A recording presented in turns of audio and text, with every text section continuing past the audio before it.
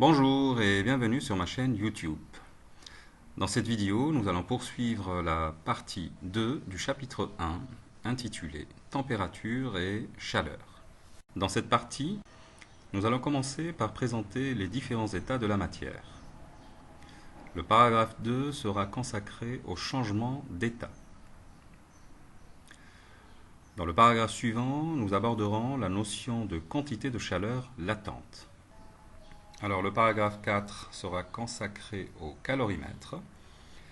Le 5, nous allons parler de quantité de chaleur échangée par un calorimètre. Et nous terminerons cette vidéo par la définition d'un système isolé. Alors on va commencer par un petit rappel relatif à la quantité de chaleur échangée par un corps. Prenons un corps à une température TI. On va chauffer ce corps et porter sa température à une température TF. L'énergie qu'il va falloir fournir à ce corps pour augmenter sa température est donnée par la relation Q égale M fois C fois TF moins TI. Alors on rappelle également que si Q est positif, le système reçoit de la chaleur de l'extérieur, et si Q est négatif, cela voudra dire que le système cède de la chaleur à l'extérieur. Les états de la matière. Alors, il en existe trois, l'état solide, l'état liquide et l'état gazeux.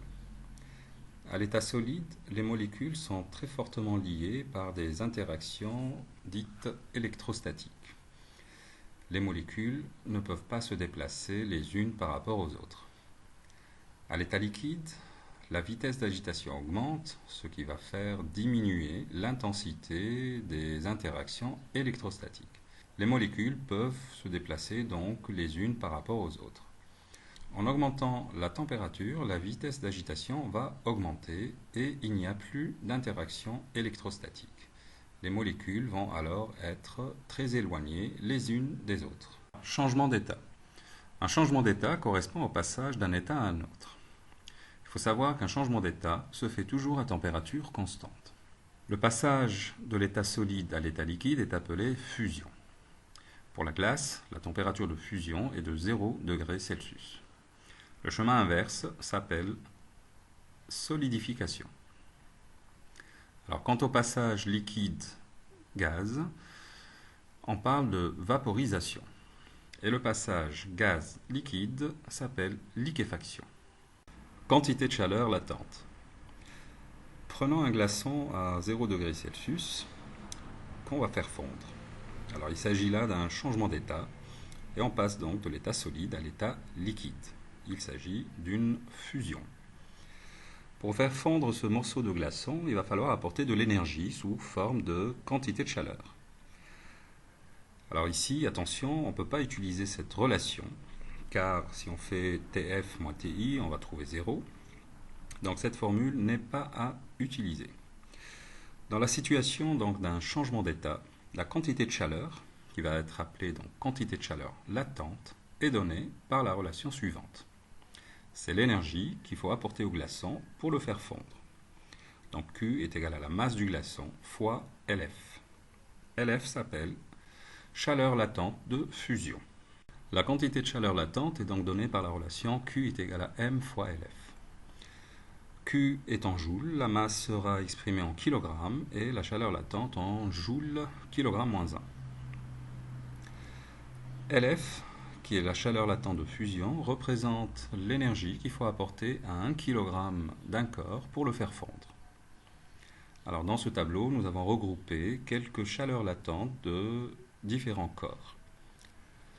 Paragraphe 4, le calorimètre. Le calorimètre ressemble un peu à un thermos, et d'ailleurs il a la même fonction. Il est constitué d'un agitateur, d'un thermomètre et de parois isolantes. Ce calorimètre est caractérisé par une capacité calorifique notée Ccal.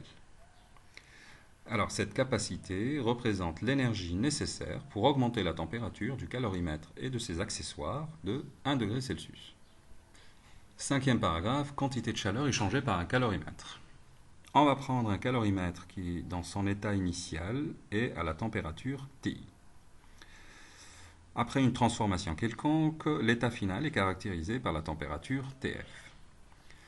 La quantité de chaleur échangée par le calorimètre est donnée par la relation Q est égale à la capacité calorifique du calorimètre fois l'écart de température TF-TI. Q est exprimé en joules, les températures en degrés Kelvin ou degrés Celsius, et enfin la capacité calorifique en joules Kelvin-1 ou joules degrés Celsius-1. En résumé, si nous avons affaire à un corps qui ne subit pas de changement d'état, la quantité de chaleur échangée avec le milieu extérieur sera donnée par la relation Q est égal à M fois C fois TF moins TI.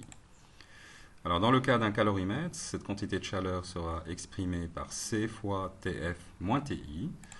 Et lors d'un changement de phase ou changement d'état, la quantité de chaleur est égale à la masse fois la chaleur latente. Pour finir, nous allons définir qu'est-ce qu'un système isolé. Un tel système a des parois qui sont imperméables, adiabatiques et indéformables. Alors, imperméable signifie qu'il n'y a pas d'échange de matière avec le milieu extérieur. Adiabatique, pas d'échange de chaleur avec le milieu extérieur. On aura donc Q égale 0. Indéformable signifie qu'il n'y a pas d'échange de travail avec le milieu extérieur, W égale 0. La notion de travail sera abordée au chapitre 2. Une remarque très importante, le calorimètre est un système isolé, c'est-à-dire qu'il n'échange pas de chaleur avec le milieu extérieur et on aura toujours Q égale 0. Alors cette vidéo est terminée. Vous pouvez vous abonner à ma chaîne en cliquant sur l'icône qui se trouve en bas de la vidéo. Quant à moi, je vous dis à bientôt.